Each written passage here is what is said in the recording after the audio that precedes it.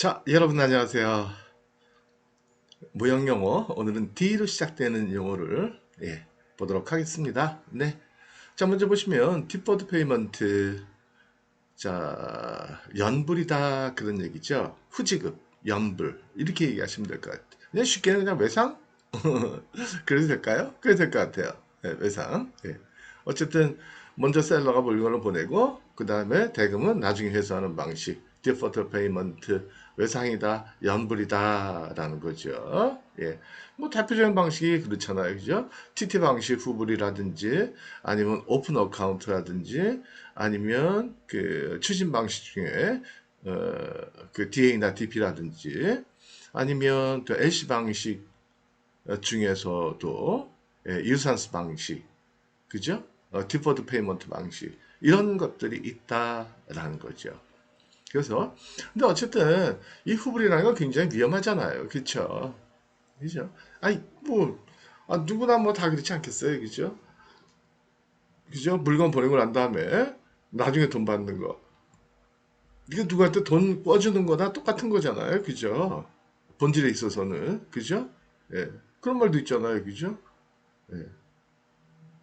뭐 서서 꺼주고 앉아서 꺼주고 뭐 서서 받는다? 뭐 그런 얘기도 있고. 어쨌든 예. 그래서 디퍼드 페이먼트다라는 건 무역거래에서 계약 예. 계약 대금의 지급을 상품인도 일정 기간 유예하는 방법이라는 거죠. 그러니까 외상이다 그렇게 보시면 돼요. 그래서 상품의 선적 후 일정 기간이 경과한 후에 지급되는 대금 결제 방식을 말한다. 예컨대 외상 판매 방식이죠. 천상 방식 이건 오픈 어카운트라고 해서 오픈 어카운트 이거는 셀러 바이어 투 당사자가 물건을 거래할 때마다 대금을 결제하는 게 아니고요.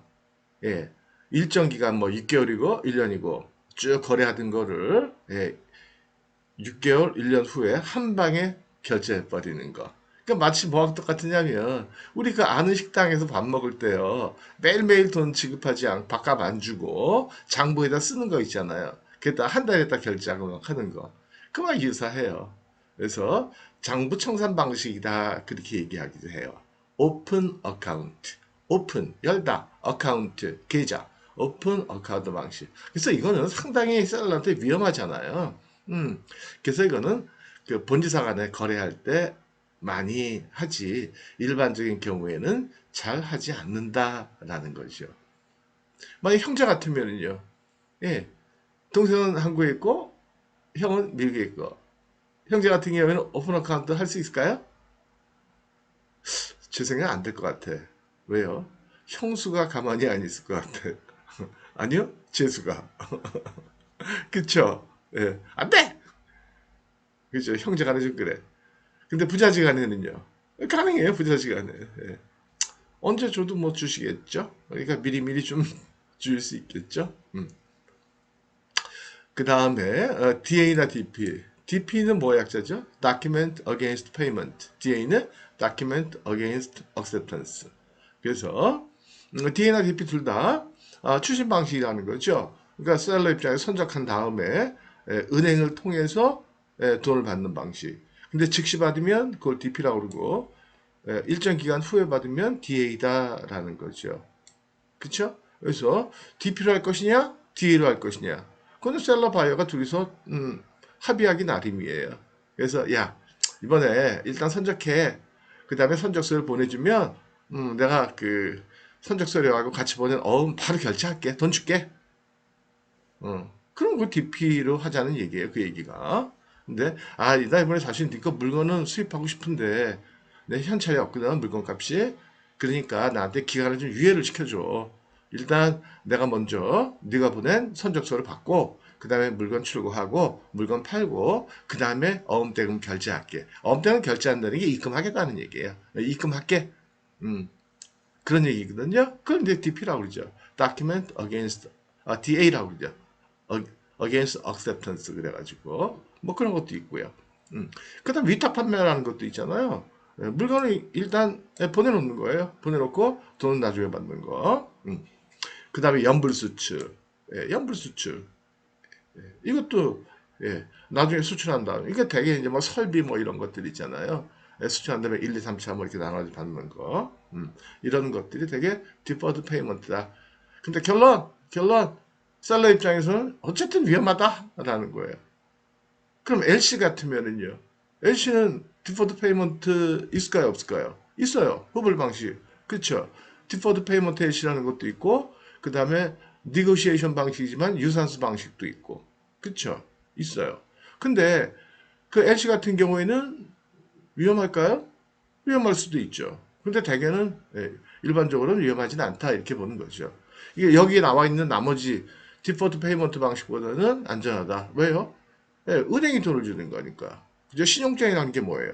은행이 외상값 직접 지불할게라는 은행의 약속이잖아요. 그쵸? 그러니까 그 약속을 믿고 하니까 은행 잘 안 망하잖아요. 그쵸?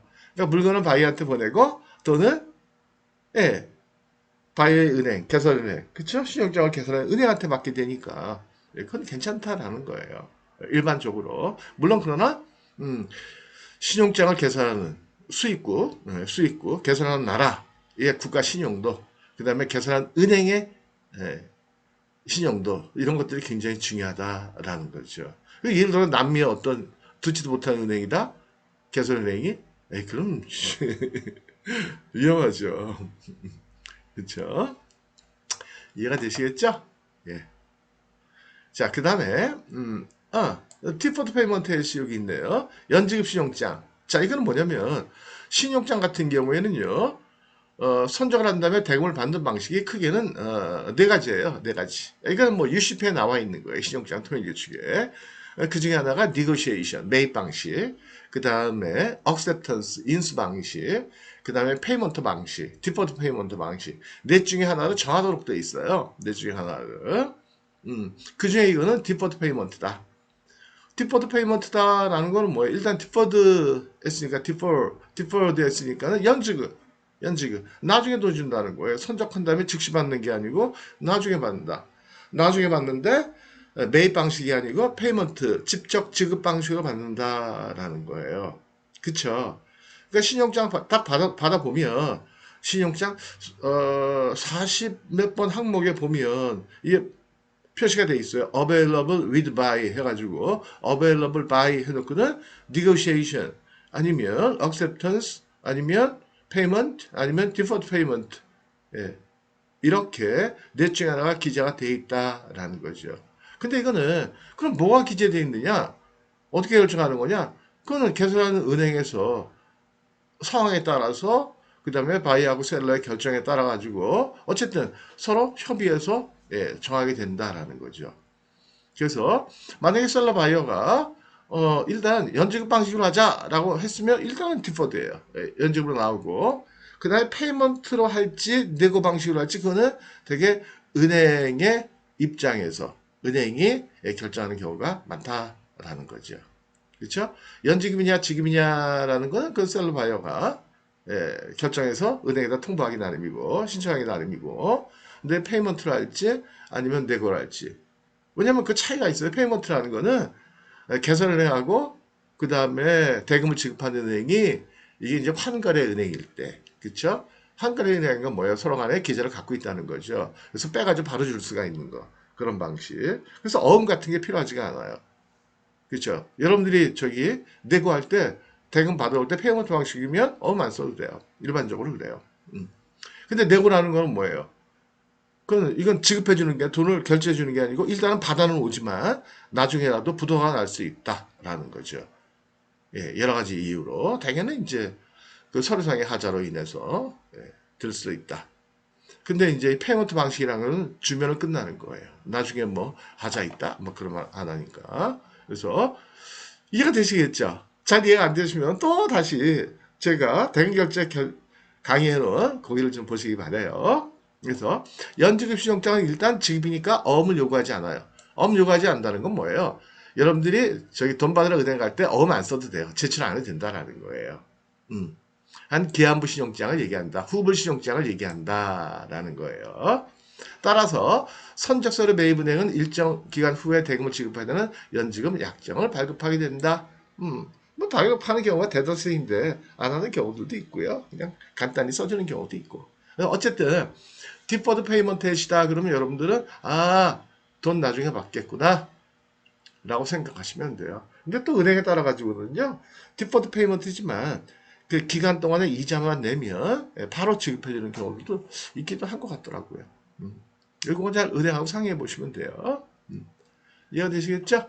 그 다음에 sales on consignment, 이거는 뭐냐면 위탁 판매예요. 위탁 판매. 그래서 위탁 판매 수출을 얘기하는 거죠. 셀러가 수출품을 먼저 보내준 거예요, 바이어한테. 그리고 판매 브랜드에서는 대금으로 해서 하고, 판매가 안 된 거는 물건으로 되돌려 받는 거를 얘기하는 거죠. 근데 이것도 위험하죠, 셀러 입장에서는. 그렇잖아요, 그죠? 왜요? 물건 보내줬는데, 물건 팔고도, 나 못 팔았는데? 그리고 돈도 안 보내. 그리고 물건도 안 보내줘. 다 뛸 수 있다는 거죠. 그래서 이런 방식은 아주 특별한 경우에, 예를 들어가지고, 바이어는 100% 신뢰할 수 있다.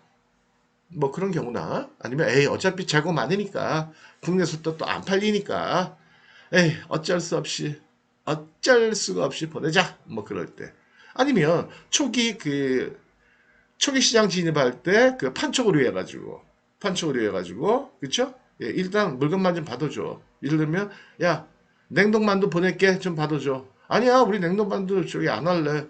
그 받아줘. 받아가지고 한번 해보고 팔리면 돈을 주고 안 팔리면 그냥 만두 돌려보내. 뭐 이런 방식으로 할 때 사용할 수 있다라는 거죠. 이해가 되시겠죠? 여기요. K 어제까하고 똑같을까요? 조금 다를까요? 같은 거예요. 같은 거예요. 그래서 오늘 케이크도 좀 드시고요. 맛있게 생겼죠, 그쵸? 예, 맛있게 생겼죠. 예.